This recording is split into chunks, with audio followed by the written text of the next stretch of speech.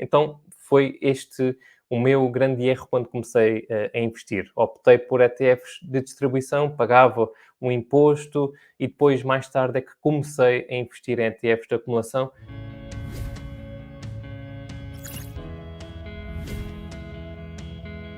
Porque é que é importante, não é, saber identificar se um ETF é distribuição ou se é de acumulação de dividendos?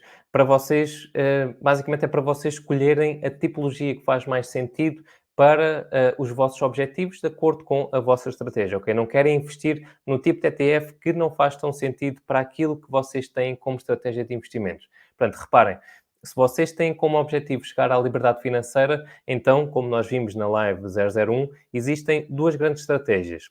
Que a primeira é acumulando um património considerável e depois, quando chegarem ao FIRE, irem resgatando todos os anos uma parte desse património para ir pagando as vossas despesas. Ou outra estratégia é investindo em ativos que distribuam regularmente dividendos até que chega um ponto em que esses dividendos que estão a receber são suficientes para pagar todas as vossas despesas, ok? Nós vimos isto ao pormenor na Live 001. Existem estas duas grandes estratégias para quem tem como objetivo a liberdade financeira, tem de escolher ou uma ou outra, ok? Portanto, um investidor que tenha como objetivo a primeira estratégia de acumular património, ele tem de fazer o quê? Ele tem de reinvestir todos os dividendos até chegar à meta, ok? Tem de usar ao máximo aquele efeito que nós sabemos do juro composto, não é? O efeito bola de neve, a seu favor, porque senão é muito mais demorado para ele chegar ao FIRE, ok?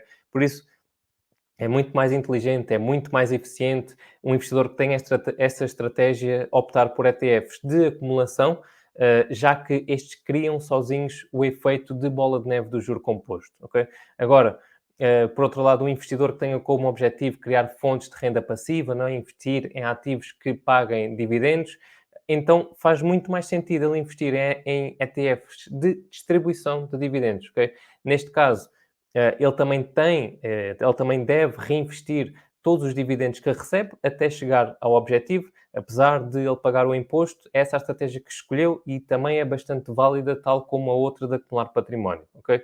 Nas duas têm uma coisa em comum, têm de reinvestir, ou melhor, devem reinvestir todos os dividendos até chegarem ao objetivo, senão é muito mais demorado, ok? Há quem prefira uma estratégia e há quem prefira outra. Agora, para quem quer acumular, é muito mais inteligente ETFs de acumulação. Para quem quer criar renda passiva, é muito mais inteligente ETFs de distribuição de dividendos. Okay?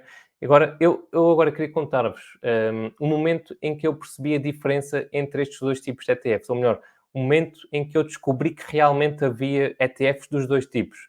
Portanto, quando eu comecei a investir, eu já tinha bem clara a minha estratégia para chegar à liberdade financeira, que era e é acumular património, ok? A minha estratégia é essa, é eu ir reinvestindo os dividendos todos e fazendo aqui criando uma estratégia de portfólio, dividindo uma parte em ações, em ETFs, outra em REITs, em criptomoedas também, mas tem como principal objetivo acumular património para chegar à liberdade financeira, ok?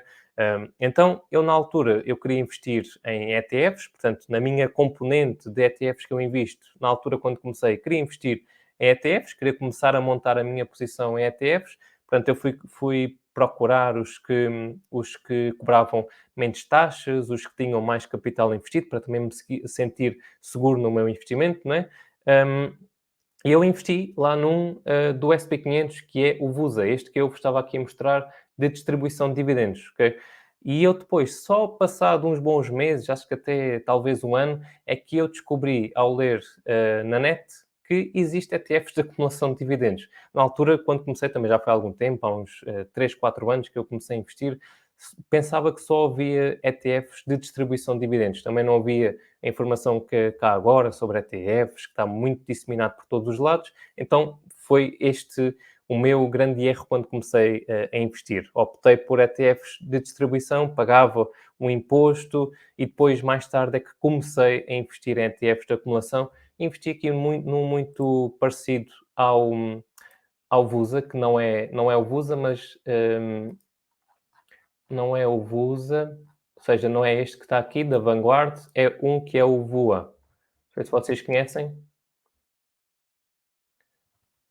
que é este que está aqui, também é da Vanguard. A diferença é que este é de acumulação, o outro é de distribuição de dividendos, ok? Eles são muito idênticos, mesma empresa, mesmo tudo. A diferença é que um acumula e outro distribui. Inclusive aqui alguns alunos meus também já passaram pelo mesmo e depois ficaram com a dúvida, e se calhar vocês também têm aqui esta dúvida, que é se vendem depois o ETF que já não faz sentido, não é? Que no meu caso comecei a investir no VOA, hum, e depois também fiquei eu na dúvida, quando isto me aconteceu, se devia vender o outro, não é? O meu ETF antigo. Aí posso-vos dizer que isso é como quiserem. No meu caso, eu decidi vender porque para mim já não fazia sentido. Eu estava com lucro na altura sobre esse ETF de distribuição, então eu vendi para usar esse dinheiro para investir no outro novo. Okay? Foi essa a minha decisão, não fiz grandes contas, se calhar até aqui há grandes algoritmos para ver se vale a pena ou não. Eu apenas vi, estou com lucro, ok, agarro nesse lucro, pago a mais-valia, lá tem de ser, e depois usei esse dinheiro para investir neste ETF mais correto para a minha estratégia. Okay? E é isso que eu digo aos meus alunos, vejam como é que está a vossa situação no ETF, sejam em lucro, pá, vendam e comprem no o outro ETF. Acho que é o que faz mais sentido, ok? Eu agora queria só mostrar-vos uma imagem do impacto que tem o reinvestimento dos dividendos no crescimento de um património. Okay? Para vocês depois verem que a velocidade a que cresce um património com investimentos em distribuição e um património com investimentos em acumulação. Okay? Vou aqui partilhar convosco um gráfico. Atentem bem a este gráfico, que ele mostra o crescimento de $100 no SP500, ok? No ETF do SP500, em que a linha verde, ela aqui traduz o investimento a ser com os dividendos reinvestidos, ok?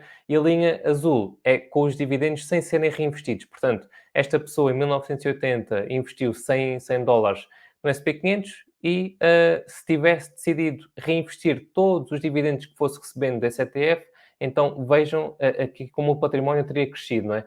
Enquanto se não tivesse optado por reinvestir os dividendos, não é? Se tivesse usado os dividendos que ia recebendo para fazer outras coisas, para pagar contas, para pagar almoços, jantares, o que fosse, é da decisão de cada um. Se decidisse por não reinvestir os dividendos, então o crescimento seria aqui muito menor face a terem reinvestidos, ok? E isto é a mesma coisa do que se nós olharmos para acumulação ou para distribuição. Portanto, vejam que esta linha verde como um ETF de acumulação, em que ele vai acumulando, vai reinvestindo, vai acumulando, ele teria exatamente o mesmo comportamento do que esta linha verde que está aqui, não é? Enquanto que esta linha azul pode ser aqui comparada com um ETF de distribuição quando nós não agarramos nesses dividendos para os reinvestir, ok? Para quando usamos os dividendos para nós próprios, para aquilo que nós quisermos. Víamos que se este fosse um ETF de distribuição, nesse caso, que nós não reinvestíssemos nada, teria este comportamento. Agora, se nós usássemos aqui os dividendos para reinvestir, para comprar mais unidades de participação do ETF, nós ainda teríamos de pagar 28% de imposto, não é? Por isso, o crescimento seria parecido aqui à da linha verde, mas aqui um pouco abaixo por causa do imposto, ok? Como temos sempre de pagar o imposto, então seria aqui um pouco menor.